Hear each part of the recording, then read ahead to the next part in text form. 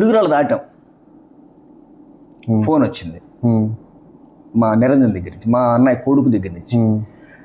బాబాయ్ నాన్నని ఆసుపత్రికి చేర్చామన్నాడు. ఏంటంటే స్ట్రోక్ వచ్చింది.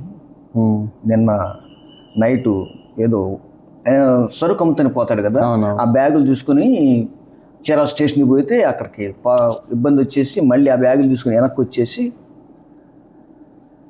ఆసుపత్రికి పోయాడు. అప్పుడు మా అబ్బాయి మా రెండో వాడు ఉంటాం తీసుకెళ్ళి చూపించాడు. ఇక్కడ కాదు, కామాక్షిలో చూపిస్తే అక్కడ కాదని గుంటూరు తీసుకెళ్లారు. గుంటూరు రమేష్ ఇట్లా తీసుకెళ్ళాము అని చెప్పి అంటేను మొదలైందయ్యా అన్న. పర్యవసానం ఎక్కడో జరుగుతుంది, చేసేదానికి స్టార్ట్ చేసావా అన్న అనుకున్నా. కానీ ఇప్పుడు తేలుకుంటుంది దొంగలాగా ఉండాలి. తప్పదుగా మరి, మనం ఏం మాట్లాడినా తప్పు వస్తుంది. నా నుంచి ఏది రాకూడదు అని నేను మౌనం, ఏదైనా సరే మౌనం, సైలెంట్ కొండ. అప్పుడు మా ఇంటి వాళ్ళు ఏమన్నారంటే, మరి ఇప్పుడు పోతున్నాం కదా, మనం పోయి ఒంగోలులో ఆగేదే కదా, ఇప్పుడు ఆయన ఆసుపత్రిలో ఉన్నాడు కాబట్టి ఒక పర్యాయం ఆయనకి కనపడి మనమంతా కనపడితే ఆయన ధైర్యంగా ఉంటాడు, అందరం వస్తున్నాం కాబట్టి, కాకినాడ నుంచి ఇటు నుంచి అందరూ వస్తున్నాం కాబట్టి అని అంటేనే మీ ఇష్టం అన్నా. అక్కడ అసలు దేనికి దొరికే పని లేదు, మీ ఇష్టం అన్న, ఆలోచన చేసుకుని ఎట్ట చెబితే అటు చేస్తానన్నా. సరే వెళ్దాము అని చెప్పండి. వెళ్ళే కొన్ని ఇబ్బందులు నాకు ఐడియా ఉంది మైండ్లో. ఇక్కడ ఏంటంటే దొంగతనం చేసింది నేను కదా, తప్పు అని చేసింది నేను. ఆ వంతన వెళ్ళాము. వెళ్ళి కనపడితే ఆయన కాస్త దిగులుగా ఉన్నాడు. ఆయన దిగులు ఏంటంటే మా వదినకి ఆరోగ్యం సరిలేదు, ఈయన రోజు ఆమె సేవ చేస్తే కానీ ఆమె నిలవలేని పరిస్థితి. ఈ స్థితిలో నేను ఇందులో ఇరక్కపోతే ఆమెను ఎవరు చూస్తారు? ఇది అర్థమైందా? ముంత నీళ్ళకి దొరుకుతున్నాడు, ముంత నీళ్ళకి దొరుకుతున్నాడు, కడివి నీళ్ళు ఇవ్వడంతో సామెత. అట్ట వద్దున, అట్ట అనుకోవద్దు, ఏది ఎట్ట జరుగుద్దు, నువ్వు ధైర్యంగా ఉండు విషయానికి, ఏం ఆలోచన చేయొద్దు అని చెప్పని మన మాట అంతవరకు చెప్పాం. ఆ తర్వాత ఈ సంక్రాంతి పండగకి డాక్టర్లు అక్కడ లేరు. లేకపోవడం వల్ల ఎంజోగ్రామ్ చేయాలి కదా, హార్ట్ టెస్ట్ చేస్తానికి, అది కూడా చేయలేదు. ఉదయం అనంగా తీసుకెళ్తే నైట్కి కూడా చేయలేవాళ్ళు. ఇప్పుడు మా అన్నయ్య కొడుకు నివాసం ఉండేది ఒకడు అమెరికా అయితే, ఒకడు హైదరాబాద్లో నిరంజన్.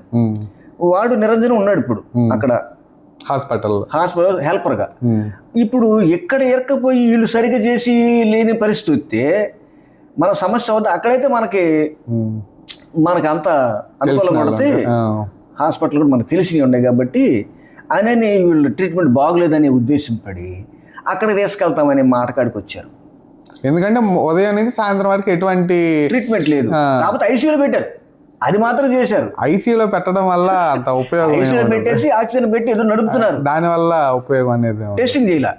అప్పుడు టెస్టింగ్ చేయాల్సిందని చెప్పి మేము కొంచెం టైట్ చేసేటప్పటికి ఎంజోగ్రామ్ చేశారు. కంపల్సరీ బైపాస్ అన్నారు. హోల్స్ 2-3 బ్లాక్ అయిపోయినాయి, కుదరదు, మొత్తం బైపాస్ చేస్తున్నారు అన్నారు. అనేటప్పటికి ఈయన బాగా ఆడాలి, ఇంకా ఇక నాకు తప్పదు అనేటువంటి మైండ్లో పడిపోయాడు మా అన్నయ్య. ఆందోళన ఎక్కువైంది, ఇంకా సైలెంట్ అయిపోతాడు మనిషి, తేజస్ పోతుంది. నాకు కాదులేన్నా, నువ్వు ధైర్యంగా ఉండే వ్యవహారం అని చెప్పని అంబులెన్స్ ఎక్కించాం. ఏది ఎట్లా హైదరాబాద్లో చేపిస్తానికి, హైదరాబాద్లో స్టార్లో బాగుంటుందంటే అక్కడ చేయించడానికి ఎక్కించాం. అదే ఆకర్షణ. ఎక్కిచ్చేసి మేము ఒంగోలు వెళ్ళిపోయాం. ఒంగోలు వెళ్ళాక నాకు నిద్ర పట్టలేదు, ఎందుకంటే ఇక్కడ టార్గెట్ ఏదో జరగబోతుంది అనే ఒక జరుగుద్ది, జరగపోవడం జరుగుద్ది, ఇది ఇక్కడ విషయం. అది ఆయన ఒప్పందం. 2:30కు ఫోన్ వచ్చింది. మా అబ్బాయి పెద్దోడు, అంటే మా అన్నయ్య కొడుకు పెద్దోడు, అమెరికా నుంచి పల్స్ అందట్లేదంట అని. మీరు ఒంగోలులో ఉన్నారు? నేను ఒంగోలులో ఉండా. 2:30కి అయిందా, నాకు తెలుసుగా అని అనుకున్నా. అర్థమవుతుందా? అవును. నేను కోరుకున్నది ఏంటి, 60 తర్వాత ఒకరోజు ఇమని. జరిగింది ఏంది, 60 కన్నా ఒకరోజు ముందే వడ్డీ. ఇది నువ్వు కోరుకుందే అధర్మం కాబట్టి వడ్డీ ఒకరోజు ముందే. ఏంటిది జరిగింది, నీది చుల్లులు పడిన శరీరం, నాకు అన్ని రోగాలు ఉన్నాయి, కాలు ఇరిగిపోయింది, హార్ట్ కేసారు, అనేక రకాల ప్రాబ్లమ్స్ ఉంది, షుగరు. ఇప్పుడు ఆయన సమాజంలో యాక్టివ్గా వర్క్ చేసే వ్యక్తి మన్నయ్య. అవునవును. ఆ ముందు రోజు వరకు మరి 2 బ్యాగులు తీసుకొని రైల్వే స్టేషన్ వెళ్తాడు. ఆయన కళ్యాణ మండపం కట్టించిందంటే మెయిన్ పాత్రలో ఉండి ప్రెసిడెంట్ రావురపేటలో. మరి ముఠాకి పెద్ద చెట్టుగా చేస్తున్నాడు, మగ్గాలు కొన్ని నేపిస్తుంటాడు, యాక్టివ్గా చేస్తున్నాడు. ఒక టైంలో అయితే అక్కడ రావురపేటల విషయాలు నాకు వద్దు ఇకనా అని చెప్పి అన్న స్థితిలో నేను చూసుకుంటానని చెప్పిన ఆయనే మొత్తం ఇల్లు మెయింటెనెన్స్ కానీ మొత్తం ఆయనే చూసుకుంటున్నాడు. నేను రావురపేట పోవడం కూడా లేని స్థితిలో, నా ఆరోగ్యం సరిలేక. అంటే నాకు మైండ్ ఉంది 60కి పూర్తి అవుద్దని, అందువల్ల అది ఖాయమని అనుకుంటున్నాను నేను. నాకు అవ్వాల్సిన పనులు 4 ఉండే, ఆ 4 చూసుకుంటే చాలని నేను లెక్కలు ఉండ. అట్లా జరిగే పరిస్థితి ఇది జరిగింది. ఓకే, ఇప్పుడు క్వశ్చన్, ఇప్పుడు ఒకరోజు అడిగిన దానికి ఒకరోజు ముందే విలువైన ప్రాణం పోయింది. ఏది విలువ లేని దానికన్నా విలువ ఉంది పోయింది. విలువ లేని కోరుకుంది, ఆ తప్పు కోరిక విలువ అయింది పోయింది. ఇది చేసింది ఎవరు? ఇది చేసింది ఎవరు? ఈ యొక్క విషయాన్ని జడ్జిమెంట్ చేసి ఫలితాన్ని అందించింది ఎవరు? ఇది క్వశ్చన్. నేను ఇందాక నువ్వు అడిగా చూసావా, అది నువ్వే తెలుసుకో ఎవరు. ఇది ట్రూ జరిగిన విషయం. నేను ఇప్పుడు తెలుసుకో ఎవరు చేసింది. నువ్వు ఇప్పుడు చెప్పగలుగు నీ ఆత్మ విమర్శతోటి. ఇక్కడ 3 గ్రూపులు వస్తాయి. నువ్వు అధర్మం చేసావు కాబట్టి ఆయన నిరూపించాడు విషయాన్ని. ఇంకా నీకు తెలియలేదా? ఆస్తిక తత్వం, ఆస్తికులు అనే మాట, దేవుణ్ణి నమ్మేవాళ్ళు అనే మాట. దేవుడు ఉన్నాడు, ఆయన అన్నీ చేస్తాడు, మనం అనుకునేది చేస్తాడు, తప్పు చేస్తే వాత పెడతాడు అని అనుకునేటువంటి వాళ్ళు ఆస్తికులు. అదొక గ్రూప్. వాళ్ళు అనుకునే మాట దేవుడే, ఆయనే, నువ్వు నమ్మిన దేవుడే, ఇప్పుడు దాకా నమ్మిన దేవుడే చేశాడు, వెంకటేశ్వర స్వామి చేశాడు అనేటువంటి మాట అంటారండి. అవునా కదా? అవును, సహజంగా. అంటే ఈ వివరం అంతా తెలిసిన వాళ్ళు. నాస్తికులు ఏమంటారు? నువ్వు చేసుకొని మళ్ళీ ఆయన మీద పెడతావిందయ్యా. ఆ గిలి, ఆ వ్యవహారము, ఆ కాన్ఫిడెన్స్ కానీ ఆ గిలి కానీ నీది, నువ్వు తెచ్చిపెట్టుకున్నావు ఎత్తిన. ఆయనకేదో ఆర్టాక్తో ఆయన పోతే నీదేంది? నువ్వు గిలిపడతావు దేనికి? ఎవడది ఆడే, ఎవడు చేసుకుని.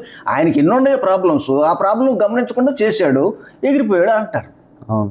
దానికి కర్మఫలాన్ని అంటించరు. కానీ ఈ సృష్టి జరుగుతున్న మొత్తం కర్మ సిద్ధాంతమే. యాక్షన్ రియాక్షన్ ఎప్పుడు ఉంటానే ఉంటుంది. నువ్వేం చేస్తావు అది అనుభవించాల్సిందే. నువ్వు తప్పించుకుని నీ వారసులు తప్పించుకోవాలి. ఇది సిస్టమ్. వారసులు అంటే ఎక్కడి వరకు? కింద నుంచి పైకి, పైనుంచి కింద, మొత్తం ఈ సమాజం మొత్తం వారసత్వం గుర్తుపెట్టుకో. పరమాత్మ వారసత్వం. ఇది పునర్జన్మ సిద్ధాంతం వచ్చినప్పుడు నేను చెప్తాను వివరం, ఎక్కడి నుంచి ఆడదాకా ఇది పాకి ఉంటుంది అనేది. అర్థమైందే? ఇప్పుడు జ్ఞానంతో మనం తెలుసుకోవాల్సింది ఏంటంటే, దేవుడు అన్న తర్వాత నేను చాలా ఇబ్బంది పడ్డా వెంకటేశ్వర స్వామి దగ్గర మీద ఈ నింద వేయడానికి. అక్కడి నుంచి నేను రియలైజేషన్ నాకు అయింది. అప్పుడు దాకా నేను పూర్తిగా దేవుడిని నమ్మేవాడిని. ఇది చేసిన వెంకటేశ్వర స్వామి అనటానికి నాకు మనసు రాలా. దేవుడు మన లెక్కలో దేవుడు అంటే మంచి చేసేవాడు, రక్షించేవాడు. దేవుడు ఎందుకు చేస్తాడు ఇట్లా? దేవుడు ఇట్లా చేస్తే ఎందుకు దేవుడు అవుతాడు ఆయనని ఉద్దేశపడి కాదు. నా అధర్మమైనటువంటి, నా అసమతుల్యమైనటువంటి ఉద్దేశ వ్యక్తీకరణే, కోరికల వ్యక్తీకరణే ఇది నన్ను ఇట్లా చేసింది, నాకు ఇట్లా చూపించింది క్లియర్గా. అంతేగాని దేవుడు అంటే రక్షించేవాడు అంతవరకే. ఇట్లా శిక్షలు వేసేది ఏంటంటే నీ తప్పుడు కోరికలు, కాన్ఫిడెన్స్ లేని, సమతుల్యత లేనటువంటి ఉద్దేశాలే నిన్ను ముంచుతాయి. నువ్వు కోరుకునేటప్పుడే కరెక్ట్గా చేసుకో, అంతేగాని ఇట్లా చేసి మెరుగు తెచ్చుకోవద్దు అని అప్పుడు నిర్ణయం చేసుకున్నాను. అప్పటి నుంచి దేవుడు ఉన్నాడు, అక్కడే కాదు మొత్తం ఉన్నాడు. ముఖ్యంగా నీకు సమీపంలో నీలోనే ఉన్నాడు.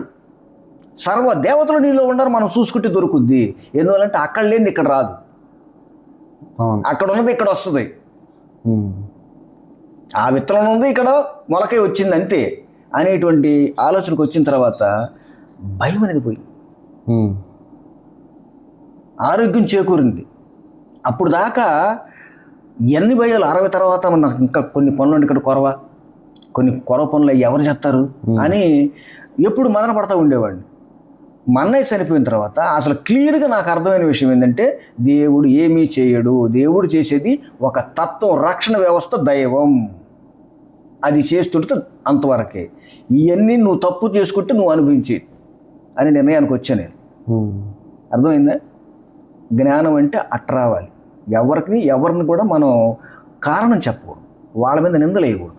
నువ్వు చేసుకుని నువ్వు అనిపిస్తావు కానీ వాళ్ళ మీద నింద వేయాల్సిన అవసరం ఉంది. ఇది మ్యాటర్.